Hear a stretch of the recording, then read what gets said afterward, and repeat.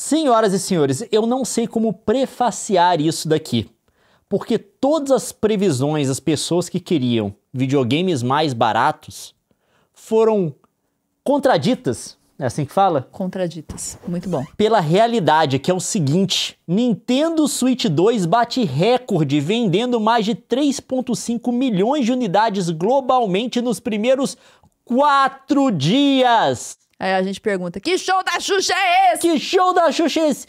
Eles aumentaram o preço do console em 50% em relação ao preço do Switch 1. Tanto o preço de lançamento quanto o preço agora, porque tá o mesmo aparentemente. Não é só no pelo menos Brasil na América do não, Norte. tá, gente? É no mundo, é o preço do negócio. No Brasil eles aumentaram de 3, que era o Switch 1, para 4.500, preço de lançamento, tá? E aqui eles aumentaram o preço de 300 para 450 na América do Norte, Estados Unidos. No Canadá eu tenho que fazer a conversão.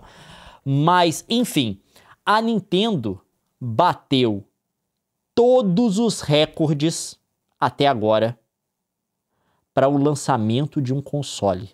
Vendeu mais que o Wii, vendeu mais que o PlayStation 4, mais que o PlayStation 5, mais que o Switch 1, vendeu mais que tudo. Para vocês terem uma ideia, alguns números que eu pude levantar aqui, pelo menos um deles não é confirmado, é especulação. O Switch 1 vendeu 2,74 milhões no primeiro mês. Esse vendeu 3,5 em 4 dias. O PS5, e esse é o número que eu não consegui confirmar, também parece que é estimativa, ele vendeu em torno de 4,5 milhões em 2 meses. Esse vendeu 3,5 em 4 dias. O Wii U vendeu 13,56 milhões em toda a vida útil dele. Eles venderam em 4 dias o que o Wii U vendeu em um ano. Em média, não é? Sei fazer conta ainda? Espero que sim.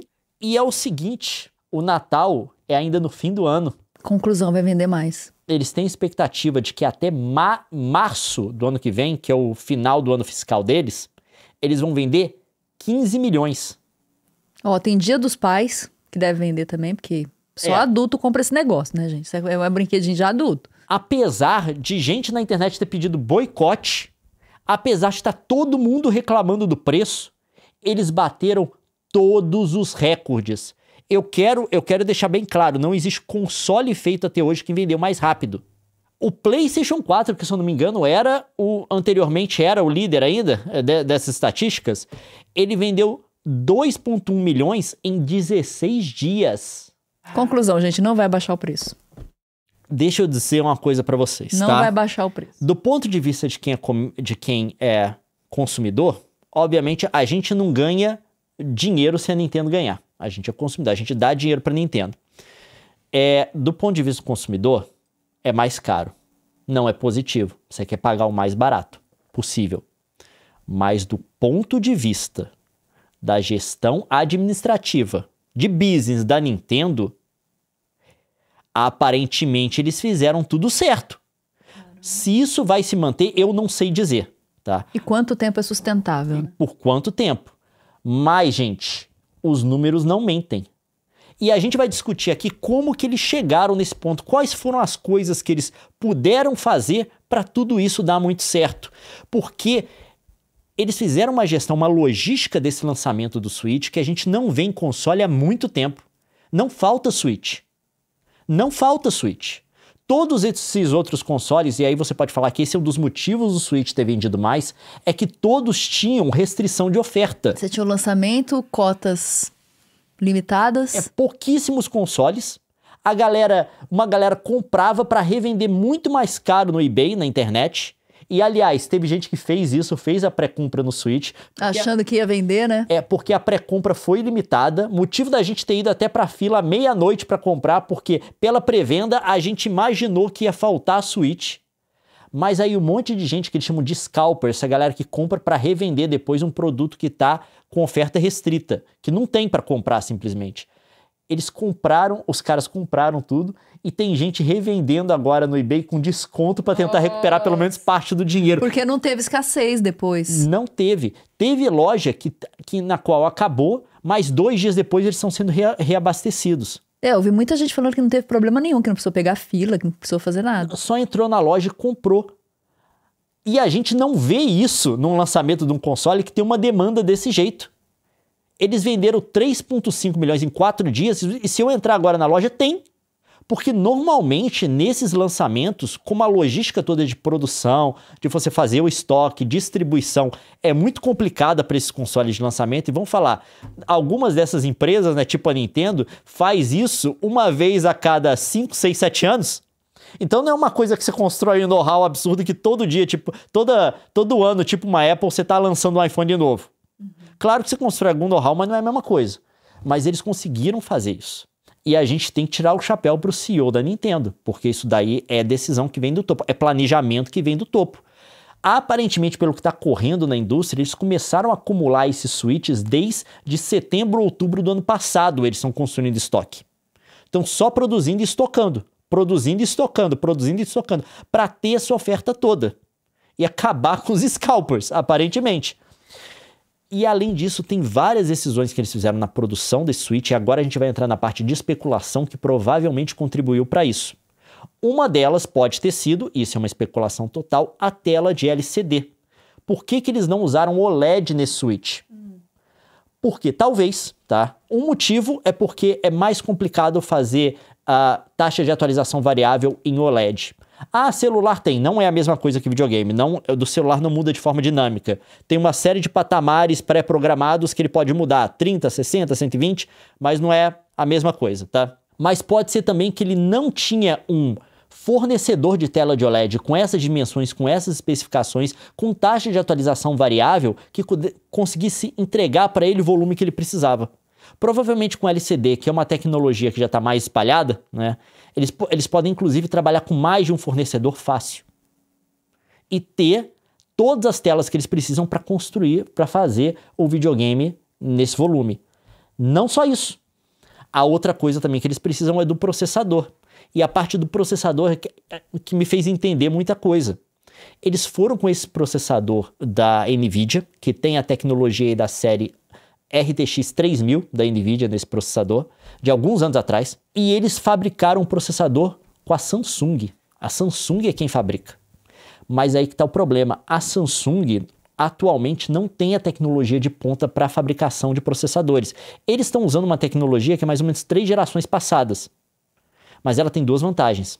Ela é mais barata e como a Samsung não tem a oferta de ponta, ela não está sendo requerida, né? Não está sendo requerida. Quem tem é a TSMC, que é a outra, que é a concorrente de Taiwan. Exato. Aí a TSMC faz os processadores da Apple, faz os processadores da NVIDIA, tanto as placas de vídeo que você compra da série 5000 e tal, quanto também aqui os computadores que eles fazem para AI, eles fazem os chips da Snapdragon, que é a da Qualcomm, né? Snapdragon, que você vê em celular Android, eles fazem todos top de linha, né? Todos top de linha. Aí eles foram com concorrente que está apanhando agora, inclusive trocaram de CEO recentemente, porque não tem a tecnologia de ponta, que deve estar altamente desesperado por esses negócios. Eles conseguem negociar esses preços mais baixos, porque eles estão usando também uma tecnologia mais antiga, e eles não estão competindo com alocação com nenhuma outra grande marca. Se fosse TSMC, eles estavam competindo em alocação com NVIDIA, com Apple, que são empresas muito maiores. Então, basicamente, eles conseguem ter todos os chips dos quais eles precisam, quando eles precisam. Até essas escolhas foram acertadas. Provavelmente, exato, contribuíram para a logística disso. Esse lançamento provavelmente a galera que trabalha com engenharia de produção, logística e coisas do tipo, esse lançamento do Switch vai ser estudado do Switch 2. Porque não existe isso em game. Tá? Quando um console é muito requerido, você pode ter certeza que vai ter fila, vai ter escassez. Se você não conseguir comprar no lançamento, fazer a pré-compra ou algo do tipo, você tá lascado. Você vai demorar meses até conseguir colocar a mão em um, ou tem que ir no eBay para comprar de atravessador, de scalper. A gente tem que tirar o chapéu pro CEO da Nintendo. Acertou o preço do ponto de vista deles, tá? Do ponto de vista deles. Ele acertou o preço. A Nintendo não tá subsidiando o console até onde a gente sabe, que é o que empresas de games normalmente fazem, para vender a maior quantidade, instalar a base maior para ganhar nos jogos e nos outros serviços. Eles não estão tendo lucro no console. Disseram que a margem de lucro é menor que a do Switch 1.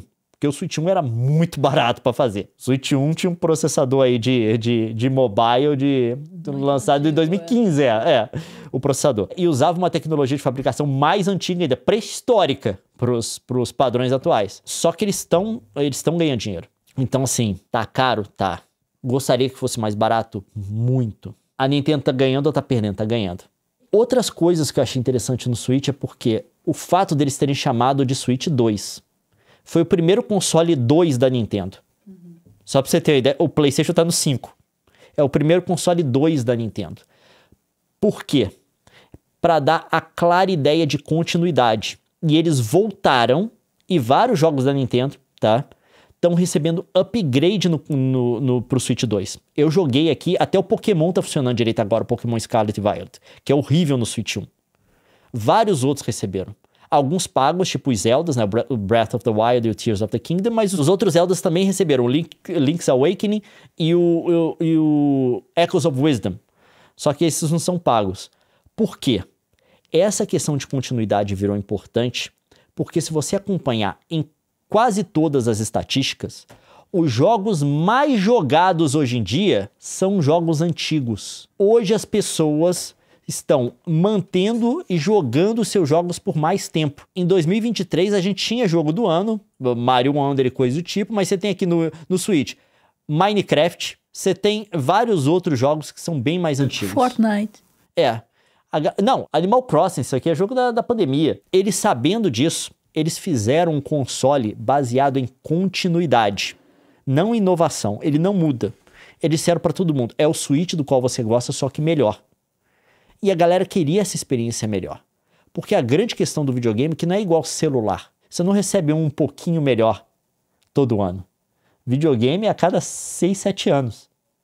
Então, é claro que a galera estava esperando isso. Tá? Devia ter uma demanda reprimida muito grande. E eles ofereceram. É uma continuidade. Você vai continuar jogando seus jogos, só que melhor agora. Aquela coisa que você queria que o Switch 1 fosse, que tem aqueles jogos que não roda direito, com queda de quadro, com a resolução baixa, coisa do tipo, esse vai fazer. Esse era o Switch que você queria depois de jogar o Switch 1. Eles entregaram. E o Switch 1, gente, e eles sabiam disso, porque o Switch 1 tem uma retenção absurda. Por quê? O Switch 1 vendeu cerca de 150 e poucos milhões até hoje. Se não me engano, é o segundo console mais vendido da história depois do PlayStation 2. Eu não sei se é mais, eu não sei como é que tá em relação ao DS, mas pelo menos console que não é unicamente portátil, ele é o segundo. Só que se você vê isso daqui, é a quantidade de usuários ativos do Switch. Lembra que ele vendeu 153. Olha a quantidade de usuários ativos 128. Em 2025. Caramba. De 153 milhões, 128 continuam jogando. Fora a gente que comprou 2, o que teve perda, quebrou console. Gente que comprou 3. Mas é porque ele trabalha com isso. Exatamente. Então, assim, as pessoas têm um nível de attachment, de ligação muito grande com o Switch dela, com os Switches dela. Você vira para você e oferece. Isso daí que você gosta, que você tá usando até agora, é isso só que melhor. É claro que tem uma demanda reprimida para isso, gente. Não tem jeito. Os caras enxergaram isso. E outra coisa, eles abriram o Switch 2 e aí que tá a jogada de mestre, com Mario Kart World, com o jogo do Mario Kart. Por que eles escolheram o Mario Kart? Não um novo Zelda, não um novo jogo do Mario 3D, não um novo... Insira aqui a franquia da Nintendo que você prefere. Por que foi o Mario Kart? Porque o Mario Kart 8 Deluxe, no caso, que é o do Switch, né? No Switch, vendeu 68,20 milhões de cópias. O jogo vendeu 68,20. E pior, ele é um relançamento. Porque no Wii U, ele já tinha vendido 8,46 milhões. Você tem um nível de attachment, de uso, de ligação muito grande com o console. E você tem o jogo que é o mais vendido no console. Você oferece a mesma experiência, só que melhor, com um jogo, em princípio, só que melhor. Claro que é questão de gosto, tá, gente? Todas as escolhas, todas as decisões foram acertadas até agora. E não só isso. Aí entra a cultura de empresa da Nintendo. E eu falei disso aqui no outro corte, que eu falei como que o contraponto para a Nintendo ser uma empresa que agora, na precificação, tá parecendo extremamente predatória. É extremamente predatória. Não tem desculpa para cobrar $80 no Mario Kart. Num jogo. O contraponto é o quê? O que a gente quer numa empresa de games normalmente? Uma empresa que faça jogos bons, uma empresa que trate bem os funcionários, que não tenha a cultura do crunch, né? De fazer a galera, chegou perto da data de lançamento, sangrar, tem que sair. Né? Pra sair o jogo. Fala assim, dá tchau pra sua família, você não vai ver eles por 3 meses, você vai dormir aqui no escritório, você vai ficar trabalhando o tempo inteiro porque a gente tem que entregar esse jogo. Até onde a gente sabe, não é uma cultura que a Nintendo tem, pelo menos não atualmente. Não que não tenha no passado, tá? Você vê aí todo o negócio de lançamento do Majora's Mask, você vai ver o que eu tô falando. O contraponto é, isso que a gente quer de uma empresa. E a gente quer uma empresa também que não dê salários absurdos pros seus CEOs. Igual o CEO da EA, que tirou, se não me engano, 25 milhões no ano. Né? No ano que ele demite galera. Por quê? Porque você quer estabilidade pro produtor, você não quer aquela empresa que demite gente toda hora, e você não quer que o cara que tá no topo esteja ganhando dinheiro enquanto tem gente perdendo. A Nintendo é muito mais razoável. O CEO da Nintendo ganha 2 milhões de dólares, que perto de salário de CEO não é nada, né, de outras grandes empresas. E tem essa outra coisa aqui, que mencionaram nos comentários, eu fui ver atrás também. E eu fui correr atrás também. E aqui que está o segredo da Nintendo. A taxa de retenção de novos funcionários da Nintendo é de 98,8%, consideravelmente superior à média do Japão. Acabamos de divulgar um novo relatório sobre a taxa de retenção de novos funcionários no Japão. Diversas empresas foram analisadas e esses dados foram usados para calcular a taxa média de retenção de novos funcionários no Japão como um todo. Esse número gira em torno de 70%, que já é alto, mas a situação é extremamente diferente quando se considera a Nintendo.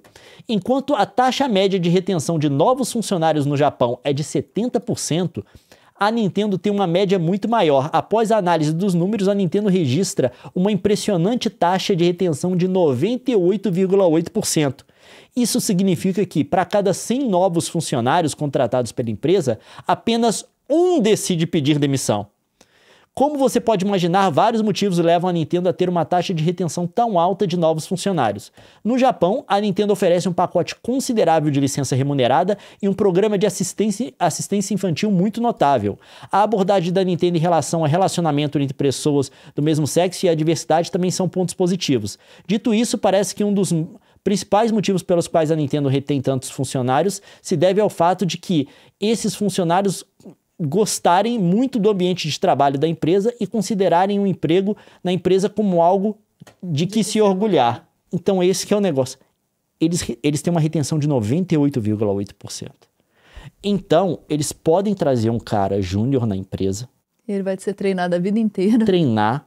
E quando esse cara tiver 30 anos de experiência nas costas, que é aquele funcionário valiosíssimo, ele ainda vai estar trabalhando para a Nintendo. Ela consegue formar os funcionários seniors dela. Por isso que você consegue dar essa continuidade em jogos de qualidade. É por isso. Não é um estúdio que você está formando agora do nada para fazer um jogo. E depois acabar e... Pra lançar um jogo na vida. Você trazendo um monte de cara com culturas corporativas diferentes, trazendo gente novata sem experiência e coisa tipo, porque é mais barato e tal. Não. Você dá segurança para o desenvolvedor de que se você conseguiu o emprego da Nintendo, você tá bem. É aquela coisa que a gente fala, né? A diferença entre correr a maratona e os 10 metros livres. Exato. É basicamente isso na cultura empresarial também, né? É uma empresa, eu imagino que para a moral da empresa deve ser muito, muito bom, porque tipo, quando teve aquela crise toda, a Nintendo operou com déficit. Agora eles estão ganhando dinheiro, tá? Na época do Wii U, eles operaram com déficit de vários anos. O CEO cortou o salário, que já não é alto. Enquanto você tem empresas como a EA, ou na época a Activision, antes da Microsoft comprar, que em ano de demissão em massa, CEO tirava salário, né, tirava pagamento de dezenas de milhões de dólares. E essa daqui é a fórmula. Todo mundo falando, não, agora são pequenos estúdios que estão fazendo jogos bons porque essas empresas estão tendo esses times muito grandes, com esses jogos muito caros que não são lucrativos, tal. A galera dá aquele exemplo do Expedition 33, como é que a coisa vai funcionar a partir de agora. E lá longe está a Nintendo. Fazendo dela. Não, a Nintendo como grande empresa, colocando jogos de qualidade. Por quê? Não é o tamanho da empresa, é a cultura. E isso daqui é um segredo. Isso tem muita coisa a ver com a moral da galera da empresa, que tem a ver também com a estabilidade que a empresa oferece. Vai ver como funciona em qualquer outra empresa ocidental de games grande. Vai ver na EA, vai ver na Blizzard Activision, que agora é parte da Microsoft. Vai ver como funciona na Ubisoft. Não é isso, te garanto. Então é isso, cara. É assim, é um sentimento muito misturado, muito dividido, porque, obviamente, em termos de negócio, em termos de qualidade de game, coisa do tipo, e até de tratamento de funcionários, aparentemente, pelo que as notícias estão falando, a Nintendo está acertando. Não que ela tenha acertado sempre. A gente sabe que teve cultura de crunch, a gente sabe como que está sendo esse processo de evoluir no Japão, essa mentalidade de que funcionário não é seu escravo. Porque lá, putz grilo. Mas, obviamente que as coisas estão mudando. Mas é um sentimento misturado porque é a empresa que está sendo a ponta de lança do aumento do custo do hobby de videogame. Do hobby inteiro, né? Tanto que, a gente tem que falar isso, o Nilson me mandou aqui hoje, né? A gente já tá vendo reflexos talvez disso. Se ela aumenta o preço, vende, vai bem, os outros falam, opa, tem espaço para aumentar também. Exato. Matéria aqui do Omelete. Sony diz que preços da PlayStation Plus pode subir mais. CEO da Sony indicou que podemos ter mais aumentos no preço da assinatura do PlayStation Plus. De acordo com o executivo, mesmo com os aumentos já existentes, o número de assinantes cresceu, especialmente nas categorias mais caras. Os assinantes estão cada vez escolhendo os níveis Premium e Extra, que representam 38% do total. Mas eu acho que isso daqui, essa parte de assinatura vai ser um pouco tiro no pé. Mas enfim, e aí que tá a questão. Tradicionalmente, pelo menos nessa última geração, a empresa que foi para custo-benefício, porque você tem dois tipos de empresa. Você tem a Apple, que vai tentar te vender o que ela pode pelo maior preço que ela pode, e tem empresas tipo a Amazon, que vai tentar te vender pelo menor preço e tentar ganhar na quantidade. Estou simplificando, tem marketplace, aquela coisa toda, não vou entrar em detalhes. Mas você entendeu o que eu quero falar. Um Kindle custa $160. Você não compra o iPad mais barato. A empresa que estava tentando fazer o mais acessível possível e ganhar nos grandes números, porque todo o negócio dela é baixar o preço ao máximo que ela pode, fazer o mais acessível, para ganhar em várias pessoas comprando. Essa empresa é qual? A Microsoft. Qual empresa que está falando agora que quer aparentemente sair desse sistema do console fechado, subsidiado e coisa do tipo, porque não está funcionando para ela?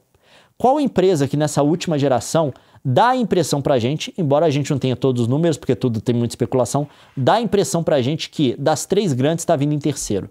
Microsoft com o Xbox. O que a galera tá comprando não é o custo-benefício. O melhor custo-benefício é um Xbox Series S com Game Pass. Não tem oferta melhor. E não é isso que a galera tá comprando. Aí todo mundo olha para isso com a Nintendo aumentando em 50% o preço do console, de uma geração para outra, vendendo 3,5 milhões em 4 dias. Tem marketing, tem um negócio dela ter feito parecer que tinha escassez por conta da limitação da pré-compra, aquela coisa toda, tá? Eu sei, tem tudo isso. Tem a logística que ela fez porque não faltou e tal. Não interessa. 3,5 em 4 dias. Você pode colocar o cenário que foi, o motivo que foi, é coisa pra caramba. Tá todo mundo olhando pra isso e fala: por que eu vou competir no custo-benefício? Não é onde o dinheiro tá, amigo. Que loucura, né? E assim o mercado molda o próprio mercado. É muito louco isso. E a Nintendo, a gente viu aqui no outro corte, a taxa de lucro dela, que é basicamente o que da sua receita é lucro, né? Lucro operacional, bate mais de 30%. É absurdo. Então é isso. A galera tá reclamando o preço, com razão, tá? Porque tá caro, tá difícil para todo mundo, mas é isso que a galera tá comprando. E aí entra a explicação que eu dei no último vídeo, né, sobre isso, que a galera não entendeu, que eu falei aqui. Ainda assim, em termos de preço de entretenimento na América do Norte, porque você tem que pensar que é o principal mercado, tá? Estados Unidos é o principal mercado. Basicamente, a coisa que vai ser a base, ou pelo menos vai ser levada em consideração na precificação do mundo inteiro. Videogame, mesmo subindo o preço, ainda é um entretenimento muito barato. Perto das outras coisas. Eu dei um exemplo aqui. A gente vai no cinema. Isso é na América do Norte. Quando eu falei assim, o Leão falou que no cinema... Falei, deixei bem claro, na América do Norte. Sempre vai ter um espertinho. Sempre vai ter um. Na América do Norte. A gente já foi no cinema, a gente vai no VIP... Porque... Não, mesmo que não seja VIP. É porque VIP é $5 mais caro. Mas vamos assim, $20 cada. $20 cada. Comprou a pipoca, mais 20. O kit pipoca e refrigerante. Pagou estacionamento. É mais caro que o preço de um jogo de videogame que vai te dar horas e horas de entretenimento. Tô falando de exemplo aqui, tá? Então, assim, se a galera for cortar de alguma coisa, corta desses outros tipos de entretenimento que são rápidos, que não dura uma noite, aí quando a galera tá sem dinheiro, a galera vai na direção de videogame. Foi assim que aconteceu em vários lugares do mundo. Na Coreia, por exemplo, quando teve a crise na Coreia lá dos tigres asiáticos, que deu um monte de coisa que a galera tava desempregada e coisa do tipo, foi o boom de PC Gaming. Foi lá que surgiu o esporte, tá? O primeiro campeonato televisionado de StarCraft. Bando desempregado jogando jogo na Lan House. Exatamente, porque mesmo com preço aparentemente alto, perto de todas as outras formas de entretenimento... As pessoas vão viver, né? é muito mais barato. É mais barato do que no barzinho. Tô dizendo aqui, América do Norte, tá? Tô pensando como você... no qual esses preços... O lugar no qual esses preços são fundamentados. E eles sabem que tem essa margem. Em momentos de crise, a época que a Nintendo mais vendeu Switch foi na pandemia, amigo. Um monte de gente comprou Switch com dinheiro de ajuda do governo na América do Norte. Você tá trancado dentro de casa. Qual que é o entretenimento mais barato que você pode conseguir? É um Switch com Animal Crossing. São horas e horas e horas de distração pra você. Ou se não for isso, é Netflix. Né? É outro extremamente barato também. Que é o que tá bombando agora. Esse que é o problema. Tá caro, mas em relação a todas as outras formas de entretenimento que a galera não pode ter agora, por conta de grana curta, América do Norte. Eu tenho que repetir sempre isso. Porque na América do Norte, tá? O Brasil é um investimento para o futuro, vamos deixar bem claro, tá? Não é o lugar em que eles estão pensando como... Não é o mercado principal. Não é a audiência core dos caras. América do Norte, todas as outras formas de entretenimento normal, quando a galera tá com dinheiro, viagem, coisas do tipo, é muito mais caro que videogame, mesmo subindo o preço. É a mesma coisa quando sobe preço de streaming aqui, sobe inscrição também. A Disney subiu o preço aqui, todo mundo chiou. Netflix subiu o preço, todo mundo chiou. Mas tá bombando. Porque ainda é mais barato que tudo. É isso.